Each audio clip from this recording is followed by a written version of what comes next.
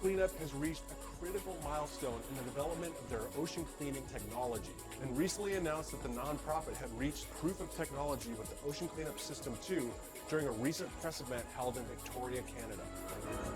The Ocean Cleanup showed off their latest catch of over 9,000 kilograms of plastic waste collected in a single haul, dumping it out in dramatic fashion for all the world to see.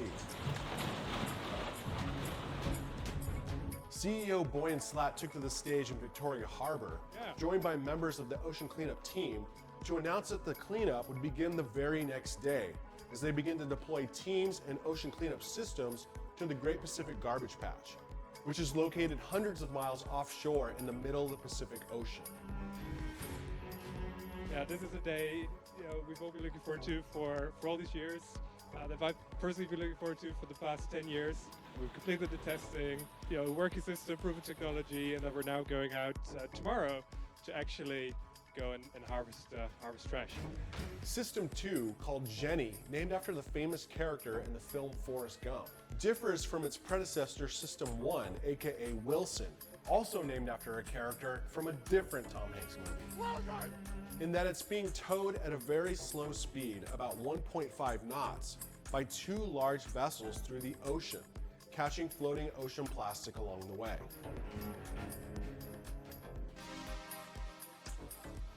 The barrier extends about 3 meters below the surface and is completely open in the center, allowing for fish to escape by simply swimming down below the barrier. As water flows through the system, the plastic gets pushed to the center, which acts like a collection area, which the Ocean Cleanup calls the retention zone. After a period of time, the vessels connect both ends of the giant loop to one ship, while the other Ocean Cleanup vessel maneuvers to the retention zone and pulls in the net, collecting and later sorting the plastic pollution before bringing it back to shore to be processed into pelletized plastic for manufacturing recycled goods. In October of 2020, the Ocean Cleanup unveiled their high-end sunglasses, designed in California by Yves Behar and crafted in Italy by one of the leading Italian eyewear manufacturing companies, Safilo. The sunglasses frames are made out of reclaimed pelletized ocean plastic, which was collected by System 1/B as a means to raise money for future cleanups and to prove to the world that you can make something new out of the tons of plastic pollution the nonprofit plans to pull out of the Pacific.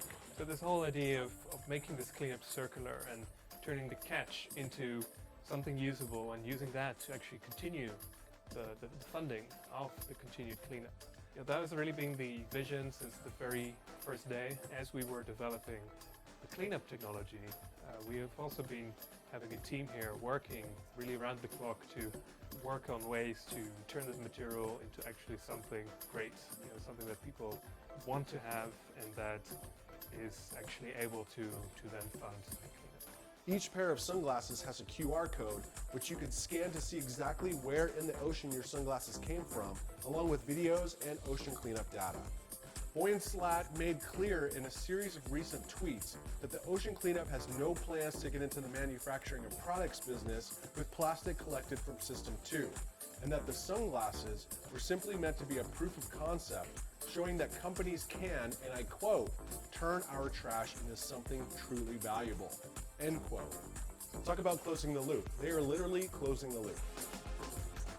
Boyan Slat's original idea for System 1 was an autonomous cleaning system that used the ocean's currents and winds to propel it through the Great Pacific Garbage Patch.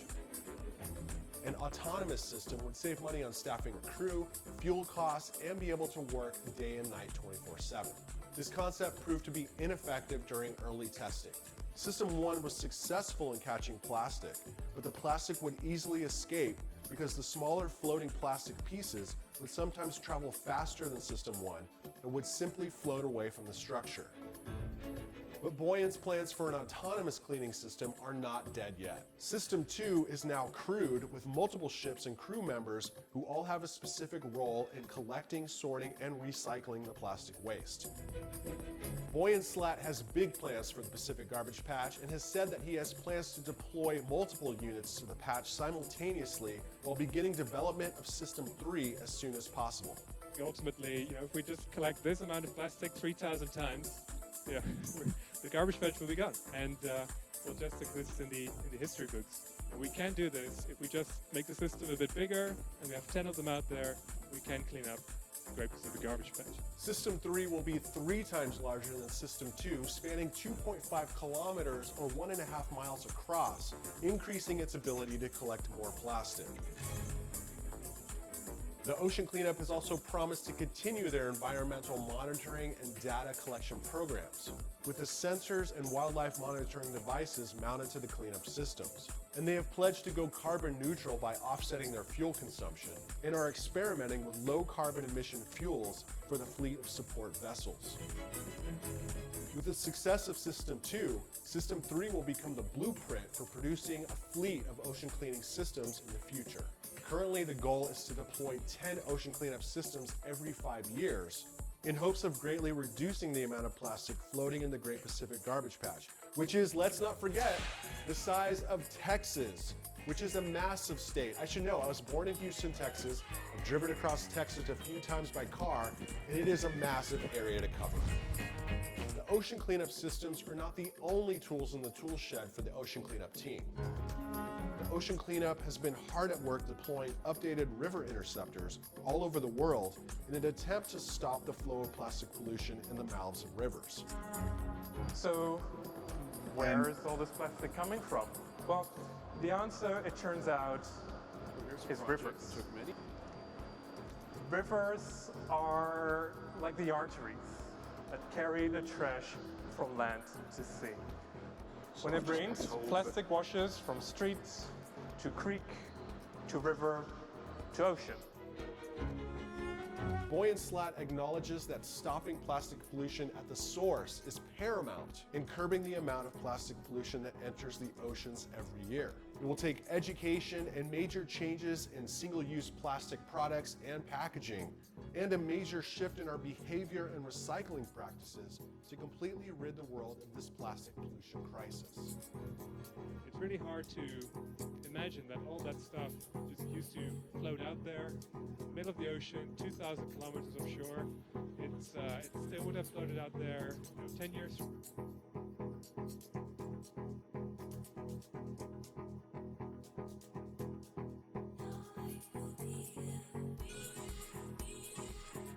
But Never Gonna Give You Up has been streamed 1 billion times on YouTube. That is mind-blowing. The world is a wonderful and beautiful. So I've just been told that Never Gonna Give You Up has been streamed 1 billion times on YouTube. That is mind-blowing. The world is a wonderful and beautiful place, and I am very lucky. So I've just been told that Never Gonna Give You Up has been streamed 1 billion times on YouTube. That is mind-blowing. The world is a wonderful and beautiful place, and I am very lucky. So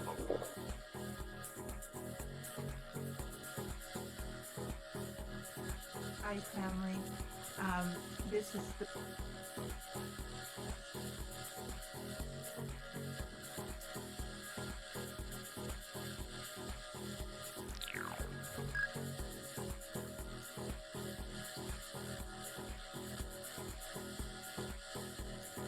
Hi, family. This is the worst thing ever that I've ever done, and I sliced a whole fucking slice of it. It said edible banana nut bread. I thought edible meant for a story that it's gluten-free, and I was trying to figure out, is this gluten-free or not? Anyway, it wasn't very good, but I still ate a whole slice, and it sinks in.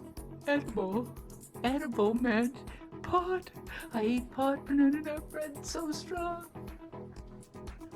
So, also, one of the bad effects that pot has on me is paranoia. So it's scary. It hit me like a fucking sledgehammer. I don't know if I should stand up. How embarrassing am I to eat banana nut bread pot? Let me show you the bag. And I was stupid enough to think it was gluten-free.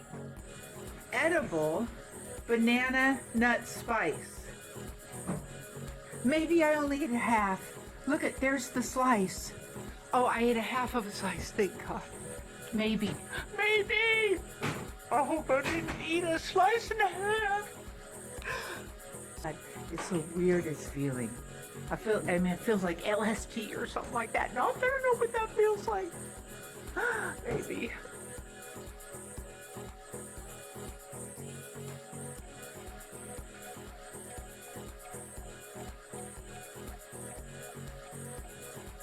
Hi, family.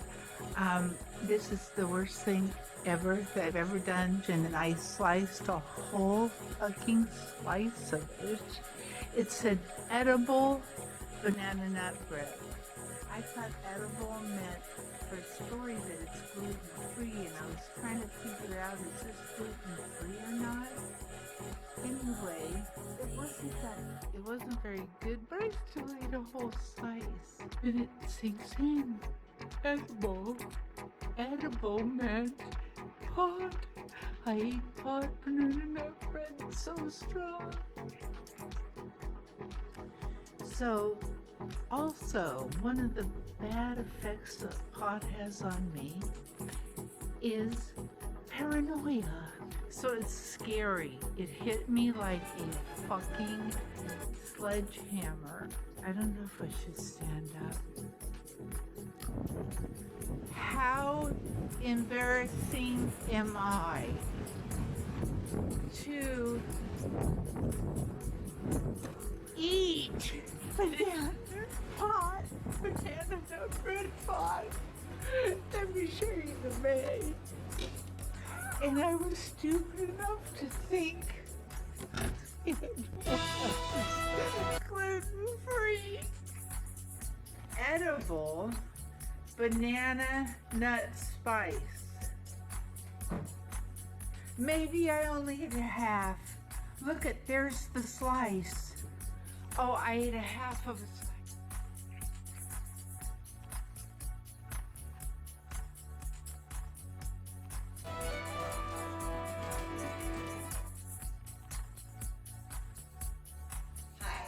My name is Darian, and today we're going to discuss some different techniques and tools that we can utilize to handle a fractious feline patient. As you can see, there are several different things that we can use to our advantage to help protect us when handling a fractious cat, and also to protect the patient from injuring himself. Because we have a patient that's already confined in a cage, and we are going to attempt to remove him, we're going to start with these nice thick leather gloves. This will protect our hands and forearms, and it'll also prevent, hopefully, from getting scratched or bitten. We're also going to utilize this tool, which is used to press the kitty back into the cage and prevent him from charging forward when we open.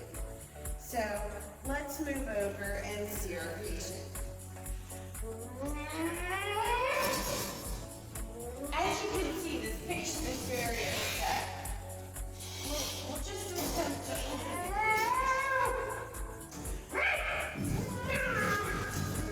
Okay. Well, okay. I think at this point, we're going to utilize a different tool. We need something that gives us a little more distance from the patient, because he, at this point, is being incredibly fractious. So, we'll move over here and remove the gloves to give us a little more dexterity, and we'll utilize the catch pole. This allows us to catch the patient and snare him while keeping our distance.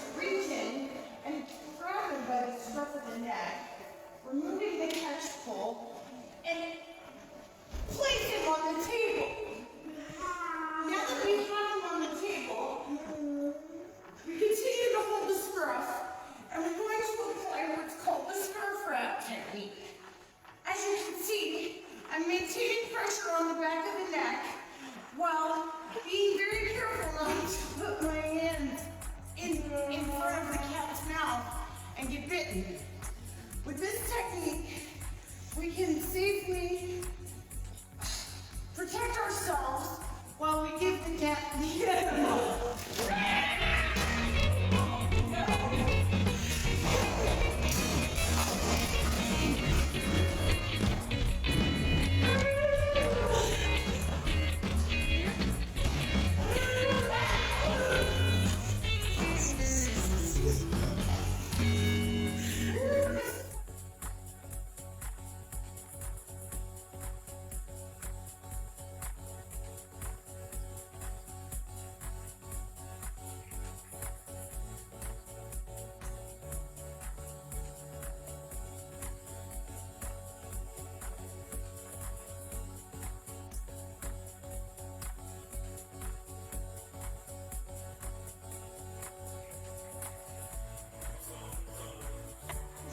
And then you wrap it around his body. Now that we have the fractious patient apprehended and properly blanketed, we can safely lift the back of the blanket and administer the enema. As you can see, we've finally gotten the patient into the cage. And we've shown you the easiest, most simple way to administer an enema to a fractious feline patient.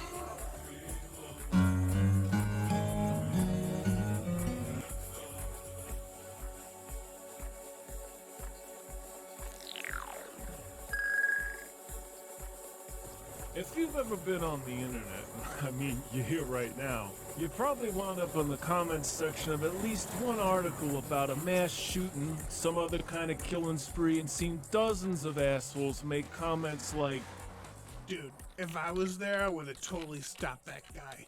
I totally know Kung Fu, and I just knock the weapon out of his hand and then break his neck with a spin kick, and then my mom would finally love me.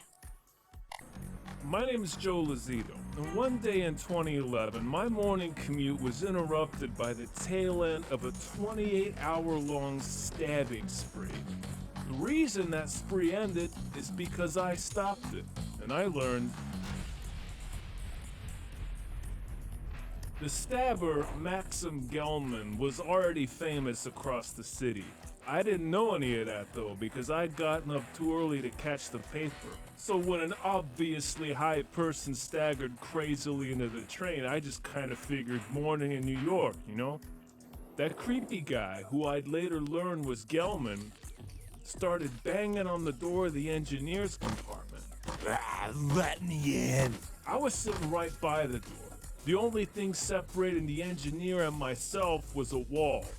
It turned out there were two cops on the other side of the door, lying in wait in case Gelman hopped on this train.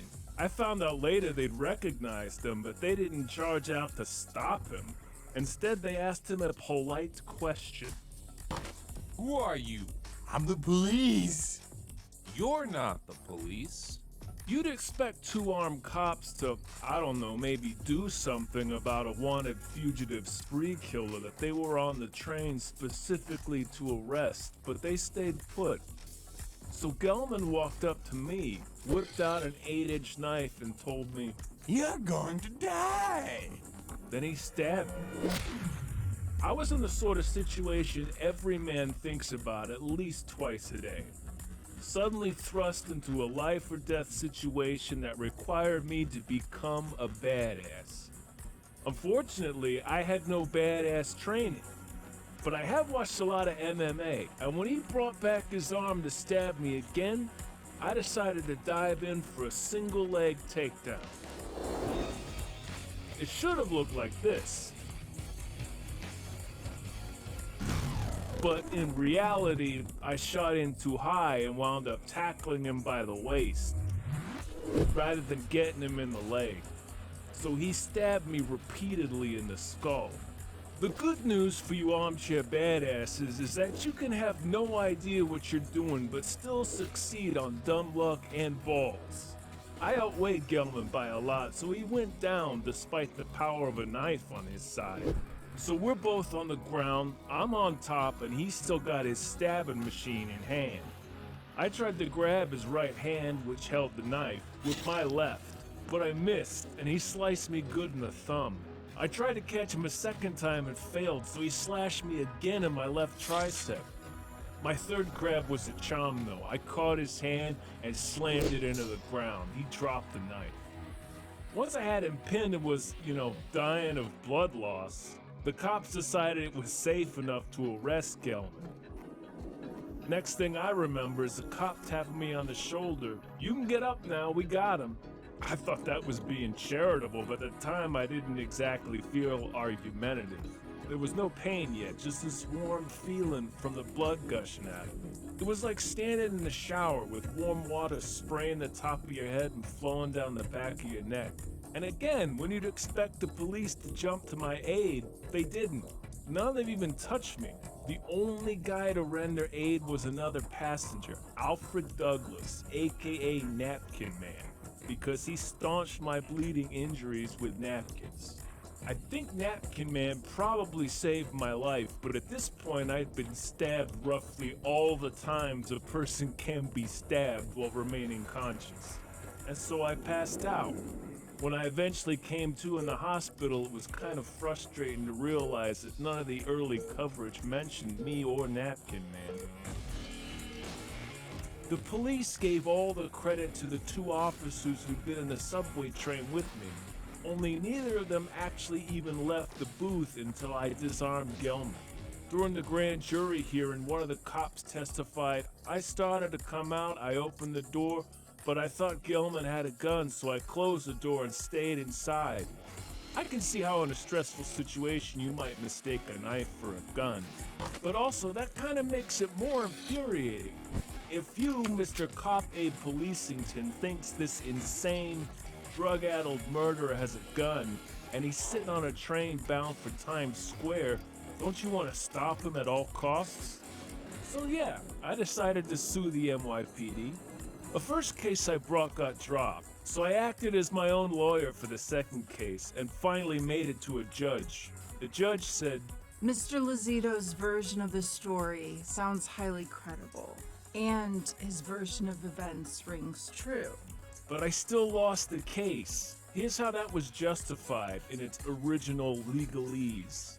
No direct promises of protection were made to Mr. Lozito, nor were there direct actions taken to protect Mr. Lozito prior to the attack.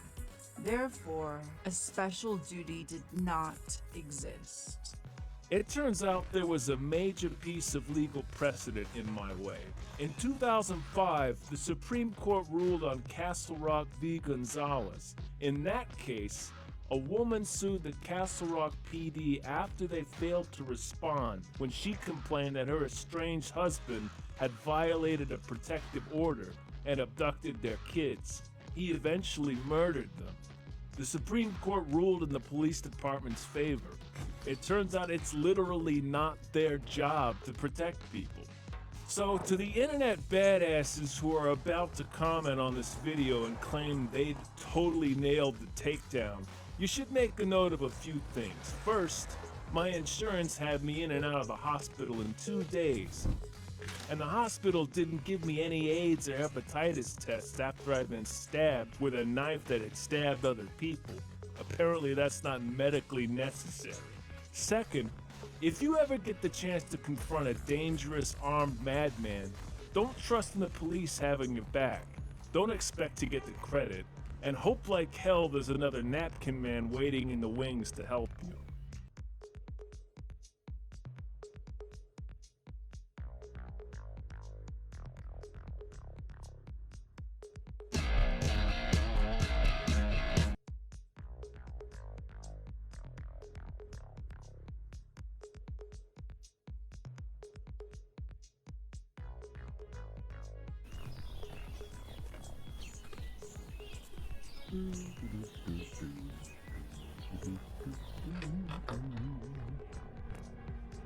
Hello, wife. I'm home. Welcome home, husband. I just finished making dinner. Ah, what'd you make? Swanson South Bay Steak TV dinners for the whole family. Looks delicious. What's Grandpa doing? He's just watching the news.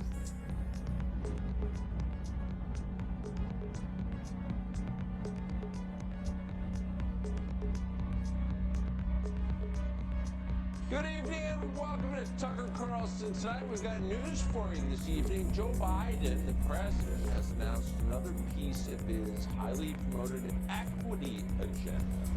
Joe Biden's latest idea is to pay black people to smoke more crack. What? Well, these are pictures of a fake White House set that the Biden administration has, for some reason, constructed across the street from the actual White House. The reason he does this is because it allows him to read a script directly from a face-on monitor without teleprompter glass that can be seen on camera.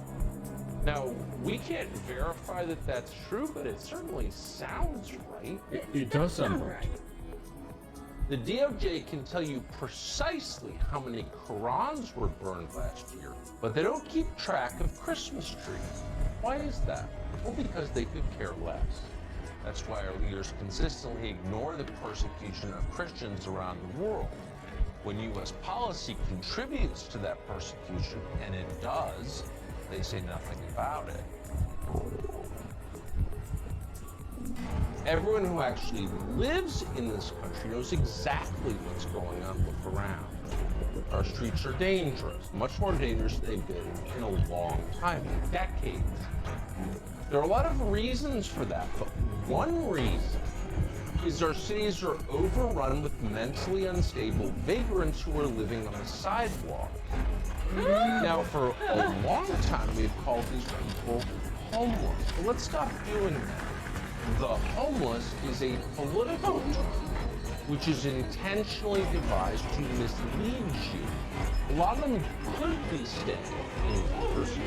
They don't want to because they're addicted to drugs. If that's not drugs. Well, what we're watching is the destruction of the U.S. military. What we're going to end up seeing, Tucker, is thousands, tens of thousands, maybe hundreds of thousands of Americans die. Those are the stakes of the game we're playing here. We don't need a military that's woman-friendly. We don't need a military that's gay-friendly, with all due respect to the Air Force. We need a military that's flat-out hostile. We need a military full of type A men who want to sit on a throne of Chinese skulls. But we don't have that now. We can't even get women off of naval vessels. That should be step one, but most of them were already pregnant anyway. Dear Scott Perry, native-born Americans like you are no more American and no less American than an immigrant like me. Good point. We agree with that. And then he said this, and with every passing year, there will be more people who look like me in the United States. You can't stop it. So take your racist replacement theory and shove it. In other words, you're being replaced, and there's nothing you can do about it. So shut up.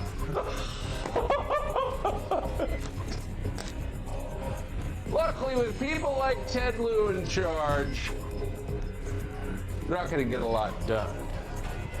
That's a moron. These people seek absolute sameness, total uniformity. You're happy with your corner coffee shop. They want to make you drink Starbucks every day from now until forever, no matter how it tastes.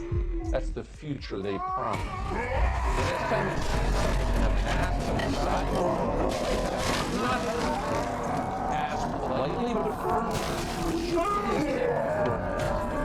science shows there's no reason for you to be wearing your mask is making me uncomfortable.